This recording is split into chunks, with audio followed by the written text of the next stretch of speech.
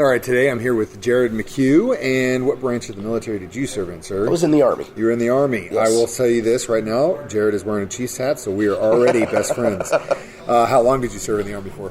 From 2000 to 2008. Cool. What year did you graduate high school? 96. 96. So you're a few years older than I am. Yeah. So did you do college after high school, No. or were you just no? party hardy and then a little bit. I had actually joined the Marines in between my junior and senior year of high school, and on the delayed entry program, and then didn't graduate on time. I was a half credit shy. I had to go to summer school for an elective.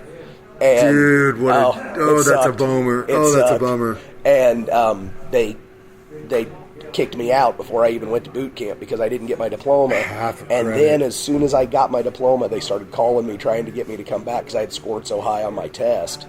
And by then I was just like, nah, I don't think I'm going to. And then about 4 years later, I decided to join the Army Reserves and did 8 years.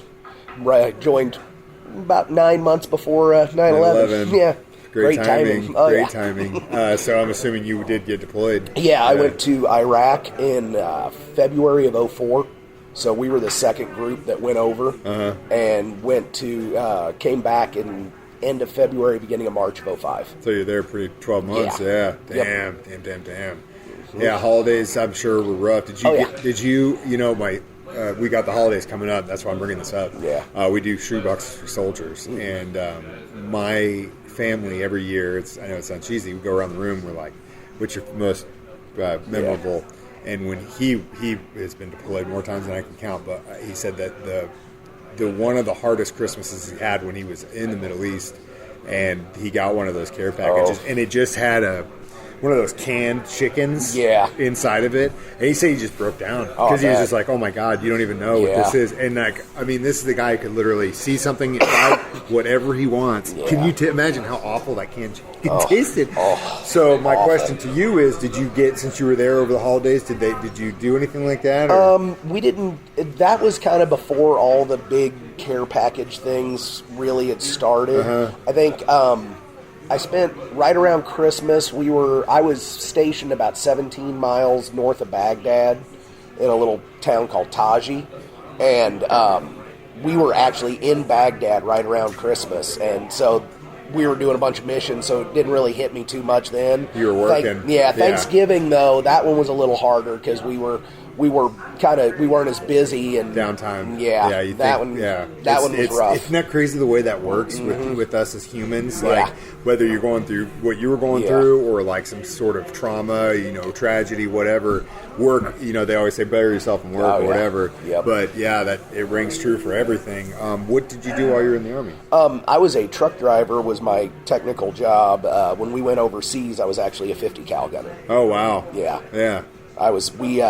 Those things are monsters. Yeah, they are. They're heavy.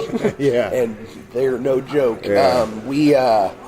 We were, like I said, we were a transportation company, but they tasked us to be convoy security. Okay. While we were there, and we ran with military convoys and also with local national convoys that were transporting water and stuff like that to other bases.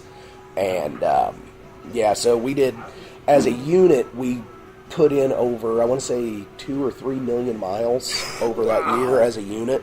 Wow. I was down for about... So you got to see the countryside. Oh, yeah. Yeah, I did a lot. I went a lot of places. I was down for about 2 months. I broke my ankle about a month in. I was running to formation one morning and hit a bad spot in the concrete, and it twisted under me and snapped. And I got up to the formation, and I was in the front squad, and I'm standing there.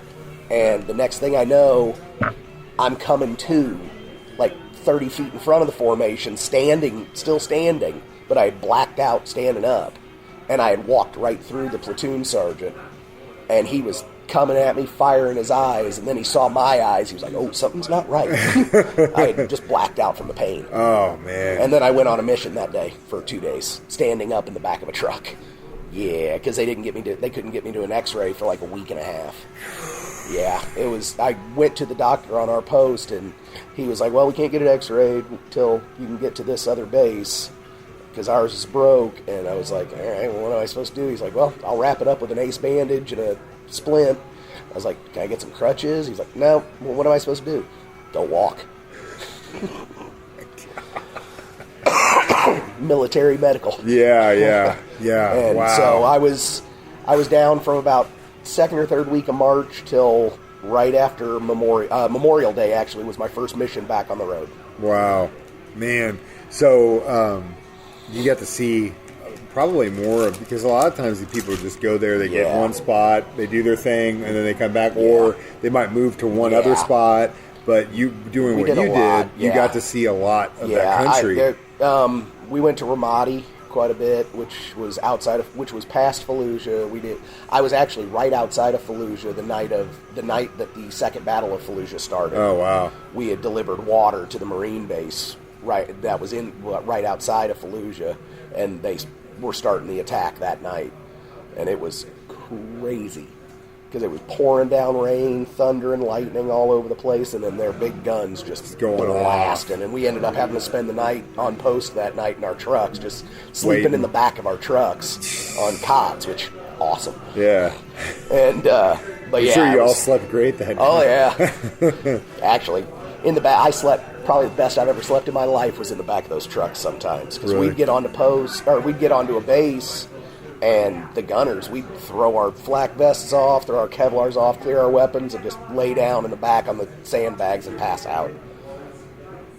Once we got on base. Get up and won't do it again. And then then whenever it was time to leave base, one of the driver or the passenger would hop out, smack the top of the truck, go, "We're leaving, get up, get it all back on, and get going." Golly. Yeah, it was fun at times.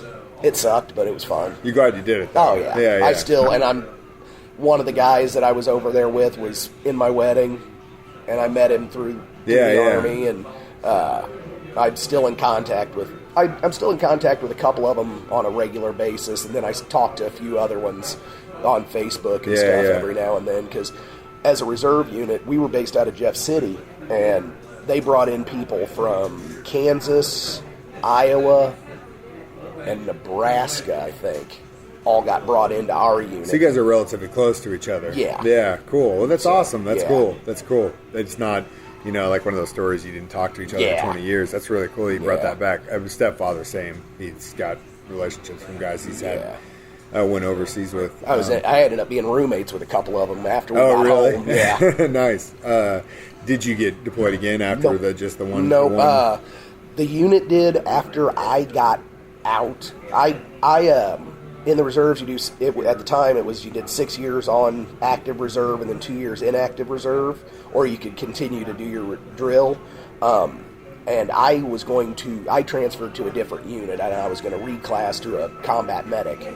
And with my ankle, I can't run distances, and so I can't pass a PT test or anything like that. So I was like, I can't get promoted. It's like there's no way to get promoted, so I was like, I'm done. Yeah, you don't want to move laterally. Like not too far after I had transferred anyway, my old unit got called back up and sent over, and they went to Kuwait that time and did mostly just stuff in Kuwait then. Wow. Which Kuwait was nothing. Yeah. We didn't hardly even wear our Kevlars or our flak vests compared to go there, wherever else you had gone. Mm-hmm. Yeah. Wow. Well, Jared, thank you so much for your service, and thank you so much for coming to lunch with me today, man. I appreciate it.